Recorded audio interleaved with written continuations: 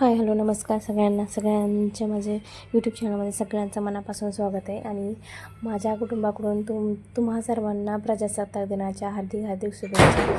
आणि आम्ही आज लवकर उठली आहे कारण आज 26 जानेवारी आहे, त्यामुळे दोघांचं आवरायचं होतं, म्हणजे आमच्या तिघांचं आवरायचं होतं. आरूला शाळेत जायचं होतं, ह्यांना ऑफिसला जायचं होतं आणि मला ग्रामपंचायतमध्ये जायचं होतं. तर मी 5 वाजता उठलेली, म्हणजे मी नव्हती उठली 5 वाजता, तर ते 5 वाजता उठलेले. त्यांनी आंघोळीला पाणी वगैरे तापवून ठेवलं आणि नंतर जायच्या टायमिंगला मला उठवलं, कारण माझी तब्येत रात्री थोडीशी बिघडली होती म्हणून. आणि नंतर मी आरूचं सगळं आवरलं आणि आरूचे पप्पा मग त्यांच्या ऑफिसला गेले झेंडावंदन करायला आणि मी ग्रामपंचायतमध्ये जाणार होते. कारण मला खूप उशीर झाला होता, त्यामुळे मी माझा पटपट आवरला आणि म्हटलं ग्रामपंचायतमध्ये जाऊन यावं, कारण दरवर्षी आम्हाला ग्रामपंचायतमध्ये जायचं असतं. तर मी आत्ता आलेले ग्रामपंचायतमध्ये आणि आमच्या इथं ग्रामपंचायतमध्ये झेंडावंदन वगैरे सगळं झालेलं आहे.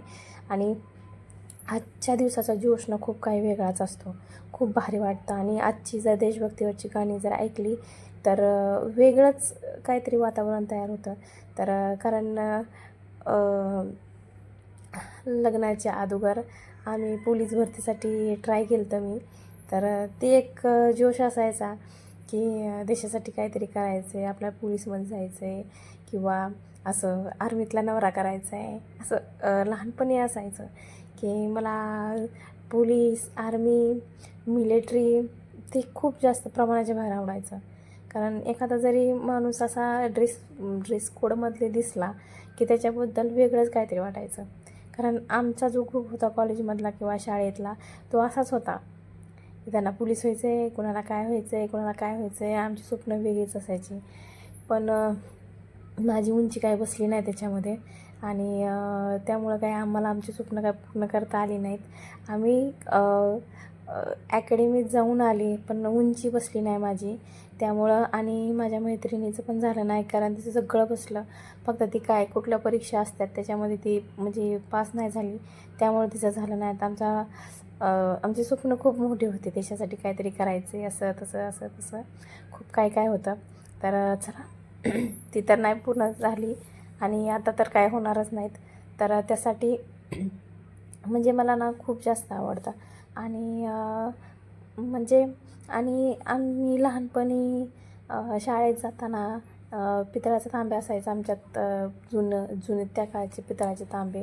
माझ्या आईच्या लग्नातला तांब्या होता तो, त्यात आम्ही रक्षा म्हणजे विस्तू भरायचो आणि नंतर इस्त्री करायचो, फाटलेलं काय असेल तर शिवायचो आणि व्यवस्थित सगळं असं, म्हणजे असं म्हणतात की कपडे फाटलेले का असाना पण स्वच्छ असायला पाहिजे. तर तसंच म्हणजे कपडे आमची फाटली जरी असली ना तरी आम्ही शिवून बिवून मस्तपैकी हातावर मेहंदी काढायचो, झेंडा काढायचो, हातावर तिरंगा काढायचो, वेण्या बिण्या छान मस्तपैकी 2 वेण्या असायच्या त्यावेळेस, 2 वेण्या घालायचो आणि शाळेत जायचो. खूप वेगळे दिवस होते ते. आणि आमच्या घरात 4-5 म्हणजे आम्ही सगळीजणी 5 भावंडं. तर आमच्या वेण्या त्या ओढण्याच्या घड्या घालायच्या, ओढण्यांना पिना लावायच्या, एकमेकींचा आवरून आम्ही 7:30ला म्हणजे प्रभात फेरी निघायची, तर आम्ही 7 वाजता तिथे टच असायचो.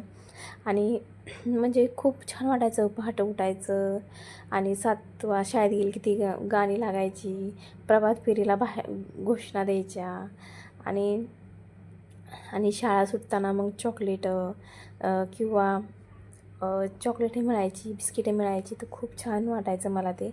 आणि खूप असं म्हणजे वेगळे दिवस होते ते शाळेत असायचे.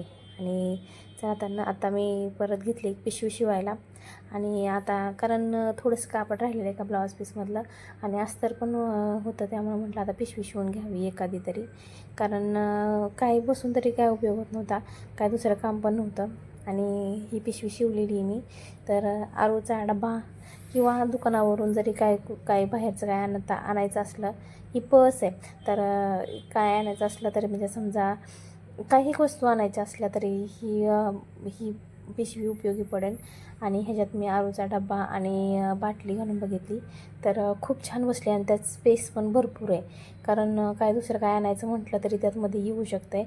एक बाटलीने एक डबा आणि भरपूर म्हणजे स्पेस राहिला त्याच्यामध्ये.